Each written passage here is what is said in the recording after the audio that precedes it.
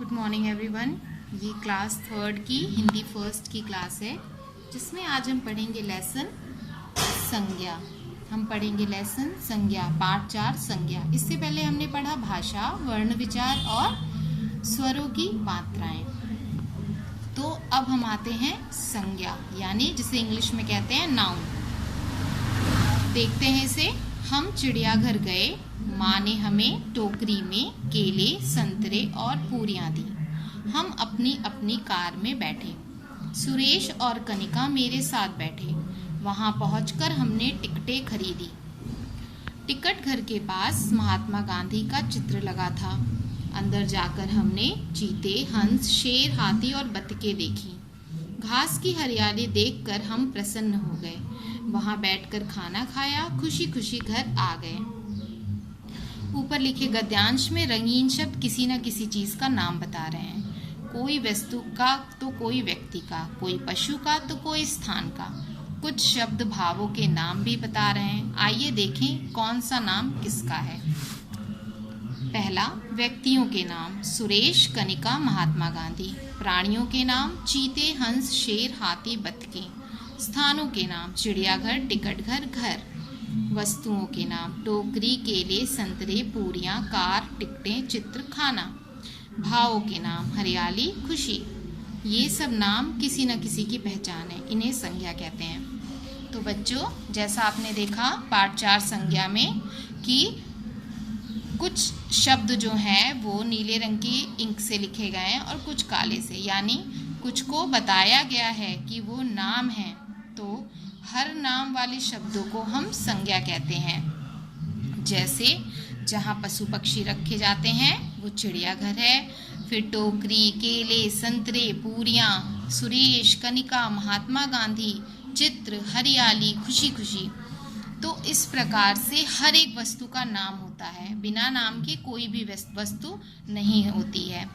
तो नाम वाले शब्दों को हम क्या कहते हैं? संज्ञा कहते हैं। और फिर उस संज्ञा में कई प्रकार के भेदों को हम पढ़ते हैं। तो जितने भी नाम हैं वो संज्ञा के अंतर्गत आते हैं। और आपने देखा इसमें से व्यक्तियों के नाम, प्राणियों के नाम, स्थानों के नाम, वस्तुओं के नाम और भावों के नाम, ये सब नाम किसी न किसी के पहचान है, इन्हें संज्ञा कहते हैं। जैसा मैंने आपको बताया कि नाम वाले शब्दों को संज्ञा कहते हैं। बिना नाम के कोई भी बिना नाम के आपको कोई भी वस्तु नहीं मिलेगी, कोई व्यक्ति नहीं मिलेगा, कोई सामान नहीं मिलेगा, क्योंकि हर किसी का कोई ना कोई नाम अवश्य होता है। तो किसी व्यक्ति, वस्तु, स्थान या भाव के नाम को संज्ञा कहते हैं। किसी व्यक्ति, वस्तु, स्थान या भाव के नाम को संज्ञा कहते हैं। तो हमने क्या देखा कि किसी भी चीज की पहचान उसके नाम से होती है। नाम वाले शब्दों को संज्ञा कहते हैं। किसी व्यक्ति, वस्तु, स्थान और भाव के नामों को संज्ञा कहते हैं। अर्थात बिना नाम के हम किसी भी चीज को कैसे पहचानेंगे? हमारे सामने सेब रखे हैं, संतरे रखे हैं, केले रखे हैं, हमें नहीं पता है कि उनके नाम क्या हैं। हमें ये भी नहीं कहना है कि उसे हम फल कहते हैं, तो हम उसे किस प्रकार से बुलाएंगे? तो किसी भी चीज़ को हमें दर्शाना है, किसी चीज़ को हमें किसी से मांगना है, किसी चीज़ को हमें किसी को देना है, किसी को पुकारना है, इन सब के लिए हमें नामों की आवश्यकता पड़ती है।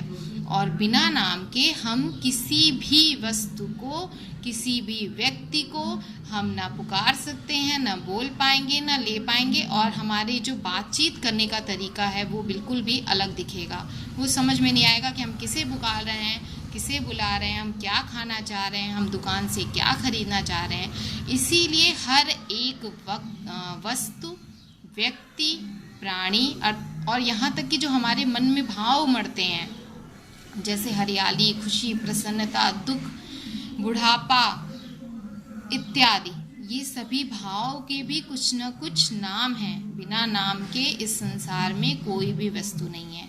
तो इस प्रकार से आपने क्या सीखा?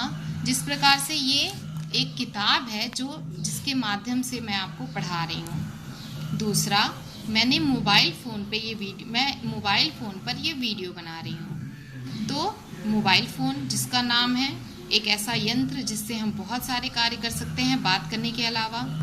और ये जो पुस्तक जिसके माध्यम से मैं आपको पढ़ा रही हूँ, फिर मैं जो आपको अपनी बातें बता रही हूँ, इसमें भी मैंने किसी न किसी का नाम अवश्य लिया। एक पेन जिसके माध्यम से मैं आपको दर्शा रही हूँ कि मैं किस किस शब्द पे मैं आगे बढ़ती चली जा रही हूँ। तो इस प्रकार से जितनी भी चीज़ों का मैं प्रयोग कर रही हूँ वो उन सब का नाम है, जिसकी सहायता से हम किसी व्यक्ति, वस्तु, स्थान, प्राणी के नामों को जानते हैं और अपने रोज़मर्रा के जीवन में उसका प्रयोग करते हैं। हम उस चीज़ को लेते हैं, खरीदते हैं। हर एक वस्तु का कोई ना कोई नाम अवश्य होता है। तो किसी व्यक्ति, स्थान या भाव के नाम को हम संज्ञा कहते हैं। तो आप इस लेसन को अच्छे तरीके से एक बार देखेंगे और संज्ञा के बारे में जानेंगे। कल के वीडियो में मैं आपको इससे संबंधित अभ्यास कार्य को लिखवाऊंगी। Thank you.